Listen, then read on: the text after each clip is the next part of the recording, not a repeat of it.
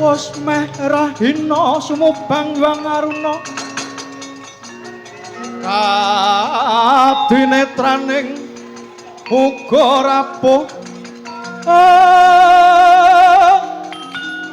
sabdaning kukila ring anikara sageter niki nedunganing kunglir wuwusing pinipanca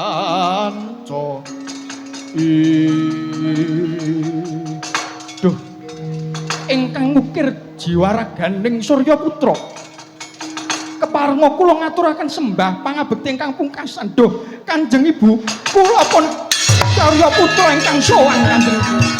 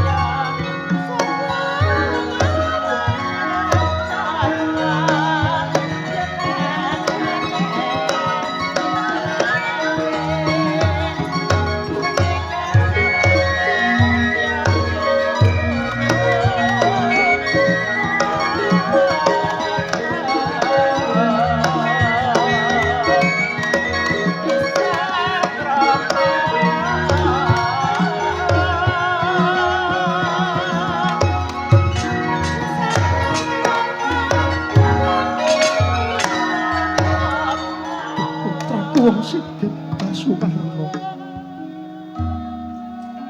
Ibu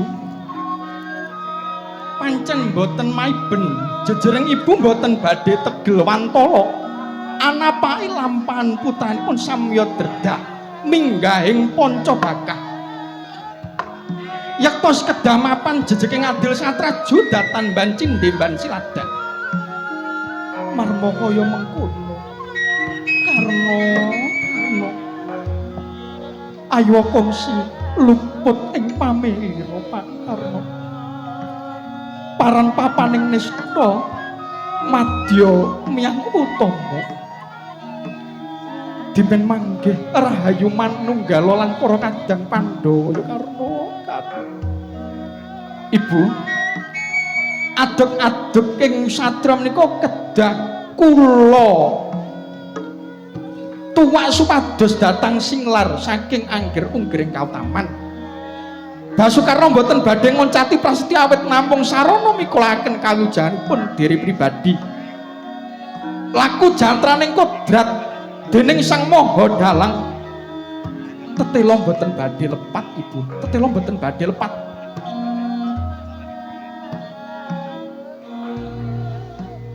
Nadyan kedah kula tomboki sarana jiwaraga gitetes sing rah ingkang pungkasan Ibu. Lila legawa tumusing driya kula bebela dumateng para sata Kurawa Ibu. Sampun Ibu. Sembah sungkem kula keparenga pamit angayati laksih kating kadarman Ibu Karna.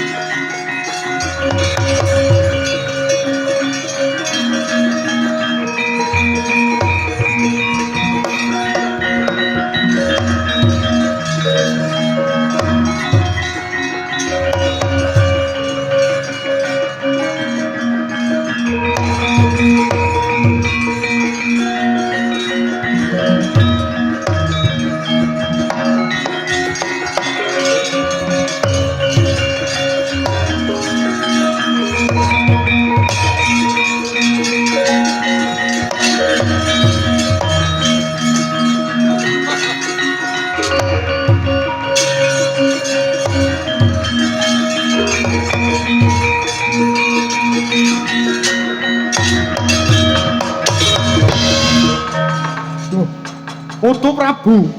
Kepriye Putu Prabu? Pun eyangku Macelu kepengin ngerti pekabaran ki mau. Poko Prabu nungsung dawuh kadiparan babaring lampah paduka. Kados pundi kok? Wah, kepriye? Poko Kakang Crideng Kersa anu. Nuwun inggih. Eyang miyah para kadang Pandhawa sedaya. Tan kuawi mbendhong mungkaring watahipun Kurawa ingkang saya mberung bebarung sinang. Nadyan para sepuh ugi sami kabandha raosipun awit mapan wonten Ngastina. Jawata catur nenggih Sang Hyang Narada, Kanwa Janaka miwah Parasurama. Sedaya sampun anekseni Ngastina tan kenirin Mbak Aris. Mila Barata yudha kedah linampane ya.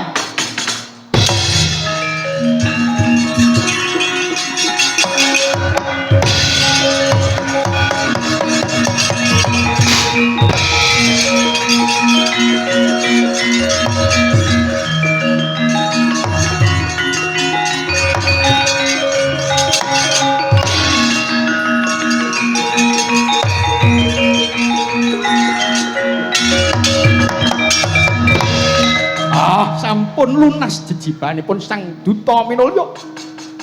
Monggo sami asesanti Sura Sudira jayaning Kanangrat Suh Brasta tekaping molah Darmastuti.